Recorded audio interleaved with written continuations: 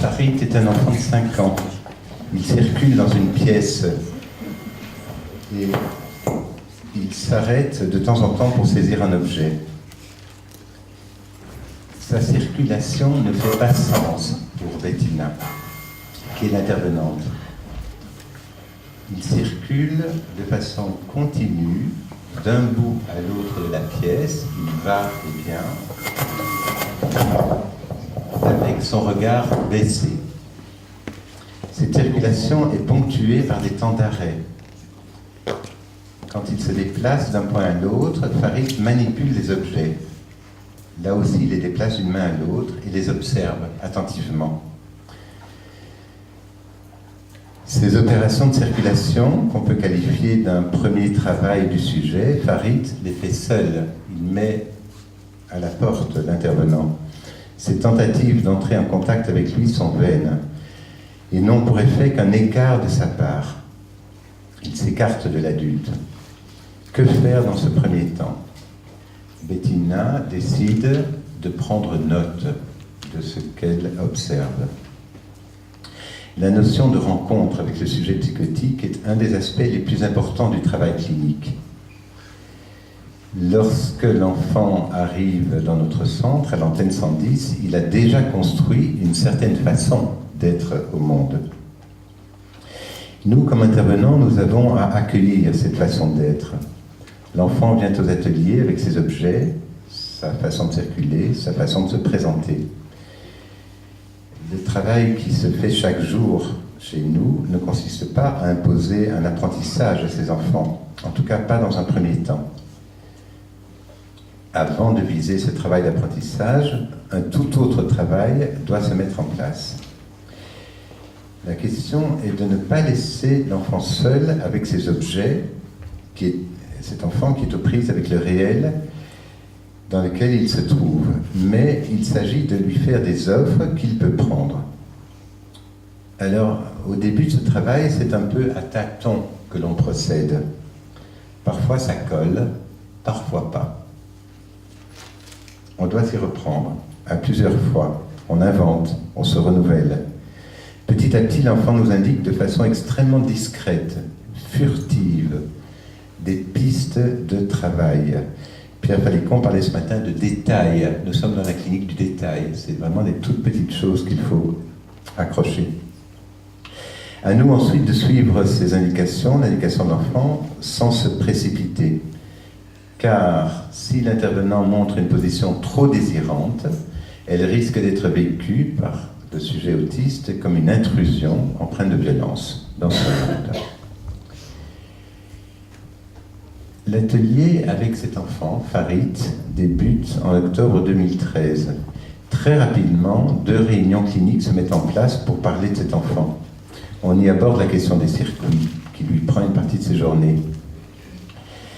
Il y a d'une part les circuits déjà là, les bordures qui délimitent les différents espaces du jardin de l'antenne 110. Il y a d'autre part des circuits que Farid construit en déplaçant des chaises. Il grimpe dessus, il se déplace de l'une à l'autre. Ces circulations que Farid met en place nous paraissent structurées et revêtir un sens précis. Il va d'un point A à un point B et il fait le retour. Et il est nécessaire de faire le retour, de la même façon qu'il a fait l'aller. Ces circuits bordent souvent un mur, une ligne entre un chemin et un fossé, par exemple. Une fois que Farid est dans ces circuits, il est si concentré et ravi à la fois qu'il est très difficile de l'en déloger. Par exemple, si l'on doit changer d'espace pour se rendre à table, à ce moment-là, Farid peut se laisser glisser par terre et pleurer discrètement. Toujours dans ce premier temps de l'accueil, nous, les adultes, ne faisons pas partie de ces circuits. Nous incarnons plutôt un obstacle, une menace à cette continuité qui semble si essentielle à l'enfant. Lors de nos réunions cliniques, des collègues rendent compte des petites interventions qui peuvent avoir un effet sur la difficulté pour Farid à changer de pièce. Lui proposer de monter sur le dos, par exemple, d'aller dans les bras Autre exemple. De prendre l'enfant par la main en chantonnant une comptine lui permet de changer d'espace de façon plus apaisée. Reste à savoir si ce qui l'apaise relève de ce corps à corps avec l'intervenant, quand il grimpe sur son dos, ou de la mélodie propre à la comptine, ou encore des paroles que la comptine comporte. Dans le cadre de ces circuits, Farid fait aussi des opérations d'équilibre. Il place ses pieds sur le bord d'une marche et avec un lent balancement, il cherche le point de rupture de son équilibre. Ce qui se note lors de ces réunions, c'est l'isolement de Farid, ainsi que son retrait de la vie bouillonnante propre à notre centre. Son regard croise rarement celui de l'autre. Quand cela se passe, il cligne des yeux. La réunion clinique permet alors un échange de nos observations et une mise en commun. La fonction de cette réunion nous relance l'un l'autre dans un désir de savoir. Nos opérations, avec chaque enfant, sont dépliées, exposées, discutées, un peu comme ce que nous avons vu ce matin dans le film de Mariana Otero. Nous mettons ainsi en relief différents axes qui nous paraissent centraux dans le travail que Farid entreprend. Riche de ces échanges propres à nos réunions, Bettina tente de mettre des choses en place pour son atelier avec une question en point de mire. Comment se rendre partenaire de l'enfant? Comment se rendre partenaire du travail que le sujet ne cesse d'effectuer tout seul? Le compte-rendu de l'institution précédente faisait part de l'absence d'effet que l'ambiance du groupe pouvait avoir sur Farid. Eh bien, ce n'est pas le cas à l'antenne 110. Chez nous, Farid pleure beaucoup dès qu'un enfant vient se joindre au groupe, et notamment dans l'atelier, et spécialement si cet enfant est bruyant. Farid pleure aussi lorsque Bettina s'absente pour ses vacances. Ça, c'est nouveau. Ça nous surprend, car cela indique que la relation d'objet se met en place. Pendant des moments de soins, le change, le bain, l'habillage, de contact physique, de tête-à-tête au sens propre, Farid, dans l'espace d'un instant, peut s'éclairer et diriger son regard sur Bettina. Ce regard plonge sur celui de Bettina, un sourire peut éclairer son visage de l'enfant. De son côté, elle a une impression de rencontre. Mais de quelle rencontre s'agit-il? Que regarde-t-il et que voit-il? Elle ne s'attarde pas sur le sens de ce contact visuel, mais plutôt elle le prend comme une rencontre qui pourrait se multiplier, se complexifier, et pourquoi pas donner lieu à un échange. Dans le cadre de l'atelier, Farid commence à se poser, à circuler un peu moins, comme si la présence de Bettina et le corps à corps avec elle l'autorisent à s'affranchir de ses circuits et de ses recherches incessantes d'équilibre. Les objets commencent à occuper une place pour lui. Il pleure moins, un certain rythme s'installe. Ce rythme pourrait endormir la vigilance de Bettina. Du côté, ça roule, les ateliers se passent mieux. Mais les réunions cliniques qui se succèdent fréquemment empêchent cet engourdissement. Bettina reste vigilante sans être trop désirante. Elle tente de diversifier ses œuvres et décide d'apporter un gros ballon souple sur lequel on peut s'asseoir. Farid va utiliser ce ballon dans le cadre de son travail sur l'équilibre. À sa grande surprise, il vient s'installer sur le ballon face à Bettina, yeux dans les yeux. Un jeu d'équilibre avec le ballon se met en place. Farid la regarde, ou plutôt, dit assez finement Bettina, il regarde mes yeux. Par moments, il cligne fortement les yeux. Alors, elle ferme les siens. Il s'autorise à effectuer une petite exploration de ses orifices, faciaux, ceux de Bettina, les narines, les yeux, la bouche. Malgré cela, la présence de Bettina reste délicate. Elle est vécue par l'enfant, parfois comme inhibant et parfois comme nécessaire. S'il arrive à Bettina de sortir de la pièce, elle peut repérer, alors, quand elle est sortie, que Farid profite de ce moment d'absence pour se précipiter vers un objet qui, jusqu'à présent, n'avait pas eu sa prédilection.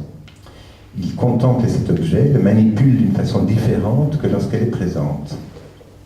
On peut donc conclure que la présence de Bettina est encore trop présente. Il faut alors trouver une modalité de rencontre où sa présence se fasse plus ténue. À d'autres occasions, la présence de Bettina peut faire solution pour l'enfant. Ainsi, s'il est pris par des pleurs qui ne cessent pas, Farid peut souffler dans ses pleurs ce mot « câlin ». Bettina y répond, le prend dans ses bras et les pleurs peuvent cesser. Les rencontres ballons se sont multipliées. Mais ils se sont aussi rencontrés via d'autres objets, notamment un livre qui émet des sons, une maman qui rit, un enfant qui éternue, un papa qui bâille, un bébé qui fait des paix. Pour activer ces sons, il faut appuyer de son doigt sur un endroit précis de l'image. Au début, Bettina le fait elle-même. Farid se montre intéressé. Il s'approche, il touche le livre et choisit l'image de la maman qui rit. Bettina actionne le système et la maman rit. Farid rit aussi. L'opération se répète plusieurs fois, puis Bettina l'arrête et voit ce qui se passe. Farid lui prend le doigt de Bettina et délicatement lui indique la marche à suivre. Alors Farid ensuite se saisit du livre, choisit la page du paix et à nouveau le doigt de Bettina est utilisé pour activer ce son. Farid tente de reproduire ce son avec sa bouche. Et donc Bettina incarne un autre non menaçant, un peu un autre outil. Elle constitue beaucoup moins un obstacle. Elle a réussi à s'instituer comme un autre qui participe à son travail, un partenaire.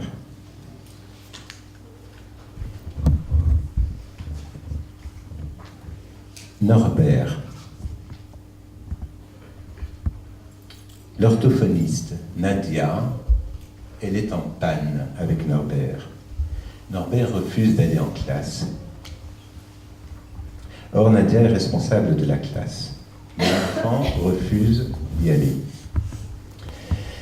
Nadia lui dit « Explique-moi ». Norbert répond « Je veux bien aller à l'école, mais pas en classe ». Nadia lui demande « C'est quoi l'école ?» Norbert « C'est quand on est à l'internat, qu'on prend son cartable et qu'on va à l'école. Quand je serai à l'internat, alors d'accord, j'irai dans la classe. » Nadia lui demande « Mais quand seras-tu à l'internat ?»« À Pâques. » Nadia se trouve dans une impasse avec Norbert qui ne veut pas entrer dans cette classe. Les autres enfants attendent Nadia dans la classe. Lorsque l'enfant lui répond « à Pâques », Nadia a l'idée astucieuse de lui dire « Ah mais non ! Avant cela, il y a quelque chose de beaucoup plus important qui va se passer. Quelque chose de très important. » Norbert est piqué au vif. Il demande « Quoi ?» Eh bien, avant cela, avant que tu n'ailles à l'internat, il va y avoir mon anniversaire, dit Nadia. Et cela, c'est très important. Surprise. Il faut dire que Nadia reprend là un des thèmes, souvent amenés par Norbert dans ses discussions avec les adultes. Norbert lui demande ce qui va s'y passer à cet anniversaire. Elle, distraitement, lui répond en invitant à entrer dans le local qui sert de classe. « Viens, je vais t'expliquer. » Et contre toute attente, au lieu de lui raconter ce qui va se passer lors de son anniversaire, elle demande à Norbert de lui dire ce qui va se passer lors de l'anniversaire de Norbert. Norbert est ravi. Il lui décline alors tout ce qu'il imagine qui va se passer à son anniversaire. Dans ce qu'il dit, Nadia en profite pour dessiner sur le tableau les bougies, pour les compter. Ensuite, elle travaille sur le phonème vers, que l'on trouve dans anniversaire. Elle donne une liste de mots, les cadeaux dont elle rêve. Le phénomène vert qui s'y inclut, un parapluie vert, un verre de vin, des pantoufles de verre comme Cendrillon. Et le voilà en classe. Quand Nadia nous en a parlé en réunion générale, j'ai trouvé que cela devait se raconter aujourd'hui sur ce thème de la rencontre. Elle a trouvé une façon inventive pour aller à la rencontre de cet enfant qui se cabrait parce qu'il ne voulait pas aller à l'école. Le détour qu'elle a produit dans la rencontre a permis à Norbert de se laisser prendre à une question qui l'intéresse au plus haut point, celle des anniversaires. L'atelier classe a pu avoir lieu ce jour-là. Pierre, est-ce que j'ai encore un peu de temps ou bien... Tout le temps qu'il faut. J'ai le temps. Alors je parle du troisième enfant, Johan.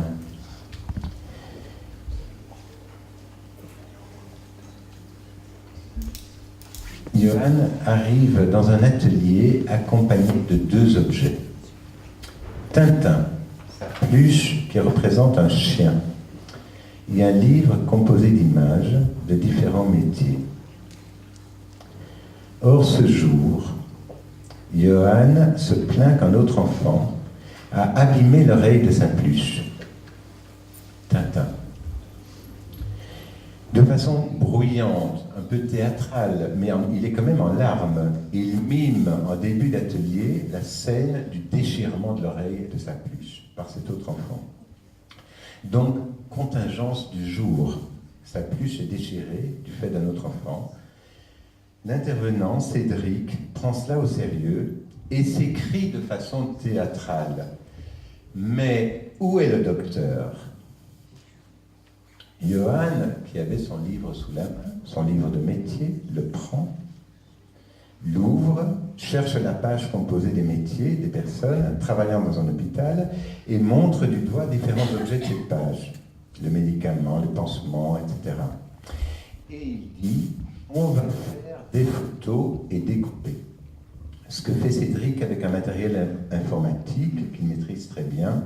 Il prend en photo la peluche, Tintin, et tous les objets que Johan indique sur la page du livre en question. Les photos prises, Cédric se tient à la seule règle de l'atelier et demande à Johan de déposer ses objets, Tintin et le livre, sur une tablette de l'autre côté de la pièce. Restent donc les photos, soit les images du personnage blessé, la peluche, et celles des objets indiqués par Johan. Ensuite, le pas supplémentaire consiste en un traitement de l'image, de ces images. Cédric propose, grâce à un programme informatique, d'extraire de ces photos l'image de l'objet choisi par Johan, du reste de la photographie. Il y a donc à cette étape différentes images d'objets qui sont découpées et que Johan aligne. Une lampe reliée à une prise, un chariot, un médicament, une boîte, un papier et bien sûr la photo du patient, Tintin. Comme Cédric fait remarquer qu'il manque le docteur, Johan dit qu'il va le dessiner. Et ainsi de suite, je vous passe les détails. Cédric et Johan élaborent peu à peu une bande dessinée animée des images-objets que Johan a choisies. C'est-à-dire que la force que je ne dis pas suffisamment clairement, c'est que Cédric est capable de mettre par des logiciels informatiques ça en bande dessinée. Et donc il utilise tous ces objets et il en fait une bande dessinée, qu'il a montré d'ailleurs la fois d'après à la réunion générale. On était tous soufflés de voir ce film, bande dessinée, ce petit chien, l'oreille déchirée et la réparation progressive grâce aux médecins dessinés par l'enfant et aux objets qu'il avait pris en photo. Alors, ce qui est formidable, c'est qu'au moment où Cédric nous raconte qu'il visionne avec Johan le mini-film qu'ils ont monté, Johan se met à faire les différentes voix. Donc ça, c'est une surprise. Johan fait la voix de Tintin, puis il fait la voix du docteur, et il distribue un strict à chacun des personnages. Le film est dès lors parlé, et Cédric demande alors à Johan de lui donner un titre. Et l'enfant lui donne un titre. Il dit, ça va s'appeler « Tintin était malade ». Dans ce travail, avec Johan, on a fait subir à l'objet, Tintin, plusieurs traitements. On est parti de l'objet réel, avec lequel Johan vient à l'atelier. À partir du moment où on prend la photo de l'objet Tintin, on met l'objet réel à l'écart. L'objet photographié prend le relais de l'objet réel. Et ensuite, Johan crée un objet pour du semblant, en découpant la photographie dans le programme informatique. L'objet pour du semblant est agencé synchroniquement et diachroniquement avec d'autres objets pour du semblant. Quelque chose est dit par Johan de cet agencement pour du semblant. Eh bien, avec ce type de travail, Johan a pu se concentrer pendant toute la durée de l'atelier. Il a pu se dégager de son encombrement des objets en les traitant par des substitutions successives. Objet réel, puis la photo, puis l'image objet, et puis l'animation d'objet pour du semblant. Ensuite, il y a eu la démarcation des voix et des bruits. Parce qu'il faisait beaucoup de bruit. C'est un enfant qui n'arrête pas, quand il parle, de faire du bruit en même temps. Et donc, il y a eu cette distinction-là. Johan peut à présent disposer à la fois d'un support visuel pour donner les scripts à chacun des personnages de sa bande dessinée. Ensuite, et cela montre la façon remarquable dont Cédric est parti d'un événement tout à fait ponctuel du jour, pour en faire une séquence complexe qui passe de l'objet réel, sa représentation en photo, en image-objet et puis en dessin animé. Voilà, il y a dans l'intervention de Cédric une offre soutenue qui aboutit à un résultat qui nous a tous sidérés. C'est une histoire signifiante qui a sa logique propre, une logique qui s'articule dans une chaîne signifiante où Johan joue sa mise. Et ça lui a permis de traiter sa crise de larmes, de se faire représenter dans une fiction animée comme sujet dégagé de l'anéantissement qu'avait provoqué son compagnon en déchirant l'oreille de sa pluche. Une vraie rencontre, comme pour les deux premiers enfants dont j'ai parlé. Alors, je suis un peu désolé, parce que je trouve que on court un peu cet après-midi, et j'espère que vous n'êtes pas trop fatigués. Mais pour ceux que cela intéresse, je vais donner un très bref point, ou quelques pistes plutôt, théoriques de ce que j'ai amené jusqu'à présent. Pour saisir ce qui fait la différence entre un enfant dit autiste et un enfant qui ne l'est pas, qui se situe dans le champ de la névrose, voire de la paranoïa. Pour celui-ci, pour l'enfant névrosé, le sujet se fait représenter par un signifiant pour un autre signifiant. Autrement dit, il a une représentation de son corps. Il est passé par le stade du miroir, qui constitue la première identification imaginaire du sujet, de l'enfant. Pour le sujet autiste, il n'en va pas de même. Prenons ce que Freud dit de ce sujet-là. Il indique dans un article, l'inconscient, que, c'est Freud, je cite, « le mot est à la place de la chose ». Il y a, écrit Freud, une perte du sens de la phrase.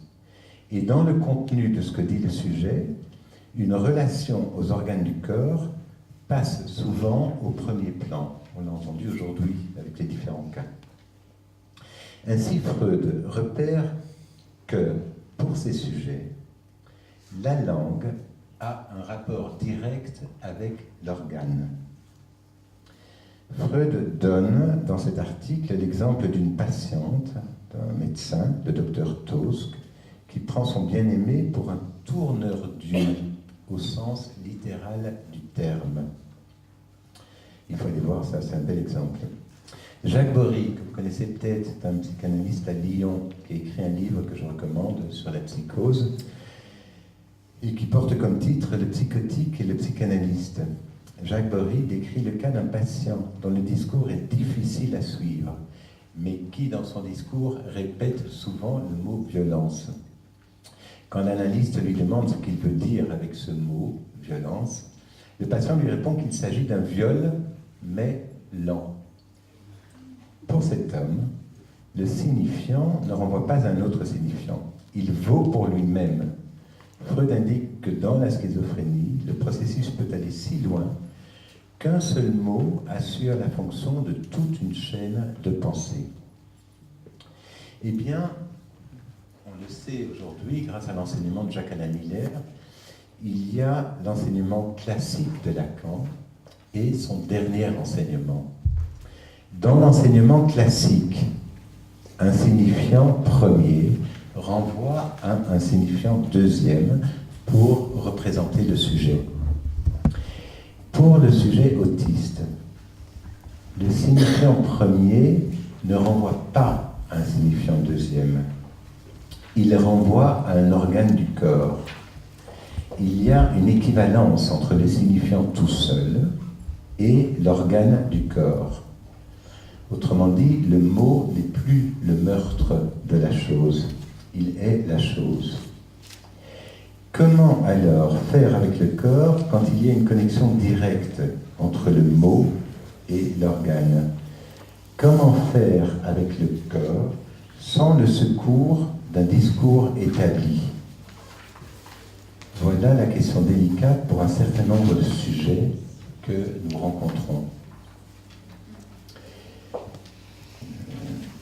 Se faire le secrétaire de l'aliéné, nous suggère Lacan dans ses Lumières 3 consacrées aux psychoses.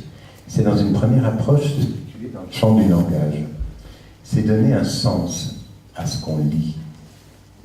Le sens surgit de la rétroaction du signifiant deuxième sur le premier. Il en faut donc deux. Une articulation de deux signifiants à minima. Avec deux signifiants, on peut définir un sujet d'arrêt, un manque à être. On se situe dans une logique dialectique. Le manque à être peut se dialectiser avec l'être. On est dans le champ de l'interprétation freudienne du symptôme qui peut se déchiffrer. Maintenant, ce qu'on appelle le dernier enseignement de Lacan, qui est nécessaire pour nous. Il fait valoir un travail à réaliser dans la rencontre avec le sujet autiste. Car ce dernier enseignement nous introduit dans un champ neuf qui se situe en deçà de cette dialectique du deux, en deçà du sens, en deçà de l'interprétation freudienne. Ce dernier enseignement de Lacan se dégage du signifiant et de sa dialectique et nous donne accès au champ de l'un tout seul. On n'est plus dans le deux, on se situe dans le un tout seul. Alors ce un tout seul, c'est difficile à saisir, puisque ce n'est pas pris dans le registre du sens. Pourtant, dans notre clinique avec des enfants autistes, nous nous retrouvons avec des sujets qui apparaissent d'abord marqués par ce un tout seul, par le signifiant en tant qu'il ne se connecte pas à un autre. Il me semble que c'est une façon de saisir ce qu'est la solitude de ceux qui parlent, comme le dit Lacan dans ses Lumières encore. Cette solitude est de rupture de savoir. Je le prends ici comme une rupture du signifiant premier avec le second. Vous reconnaissez que je reprends ici l'argument que vous avez écrit pour cette journée. Autrement dit, notre clinique ne relève plus de la compréhension, elle ne relève plus du sens. Il ne s'agit pas de connecter un signifiant à un autre pour qu'un sens se dépose. Il s'agit, dans cette clinique, de lire ce qui fait la matière du signifiant, de lire ce qui reste quand le langage est réduit à sa pure matérialité. Lire ce langage réduit à sa lettre, c'est à quoi nous avons à nous exercer dans notre clinique. Car ce langage réduit à sa lettre, c'est d'abord ce que nous présente la clinique avec les sujets que nous accueillons. Il s'agit ici, pour le psychanalyste ou pour l'intervenant éclairé par l'enseignement de Lacan, d'un savoir-lire qui met à distance la parole et le sens que le langage véhicule pour arriver à viser la matérialité du signifiant. Le signifiant en tant qu'il est réduit à son os, à sa lettre. Lire ici est à l'opposé du sens à trouver dans la clinique. Lire, c'est se désarimer du sens. C'est apprendre à cueillir le signifiant tout seul, à faire entendre à l'enfant autiste que ce signifiant est lu et que là pourra se jouer une autre une partie qui concerne davantage la lettre que le signifiant. Là, en ce point, se situe, me semble-t-il, la rencontre avec le sujet psychotique. apprendre à se dégager du sens, apprendre à cueillir les signifiants tout seuls des enfants. Ça ne se fait pas en un jour. Il y faut un exercice régulier, une pratique qui se soutient d'une confrontation avec d'autres, un recueil qui puisse faire série, pour que cette série devienne un point d'arrimage du sujet dans un symbolique qui ne trouve pas son point de capiton avec le nom du Père. Le recueil de ces signifiants tout seul ne produit pas une nouvelle signification, car ce signifiant tout seul n'est pas complété d'un deuxième signifiant qui produirait un savoir et de la signification. Jacques Bory, dans son livre, nous indique qu'il s'agit dans notre clinique d'une pratique sur la langue en tant que asémantique, hors sens, une pratique qui consiste d'abord à vider celle-ci du trop de jouissance qu'elle comporte. Eh bien, c'est à cet exercice que je trouve passionnant, mais tout aussi ardu, que l'équipe se confronte chaque semaine lors de notre réunion générale. Une des marques de notre clinique en institution est un désir de savoir que j'ai entendu aujourd'hui tout au long de la journée. Il y a un désir de savoir qui fait épidémie parmi les intervenants. Cela donne à notre travail un style traversé par ce désir qui ne cesse pas. On sort de nos réunions cliniques le plus souvent transformés. Et je dirais même à notre insu. Il suffit parfois de nous être entretenus d'un enfant avec lequel nous sommes dans une impasse complète pour que, dès la semaine d'après, l'impasse se soit évaporée, ou au moins partiellement. Personne dans l'équipe ne manquerait une de nos réunions cliniques. D'abord parce qu'elle se révèle le plus souvent être le lieu où s'élabore un nouveau savoir sur ce qui fait ou pas rencontre avec le sujet. Ensuite, parce que lors de ces réunions, les intervenants, un par un, se relancent dans une clinique embrouillée, une clinique parfois pénible, une clinique délicate, une clinique que Lacan qualifiait comme un impossible à supporter. Voilà, je m'arrête.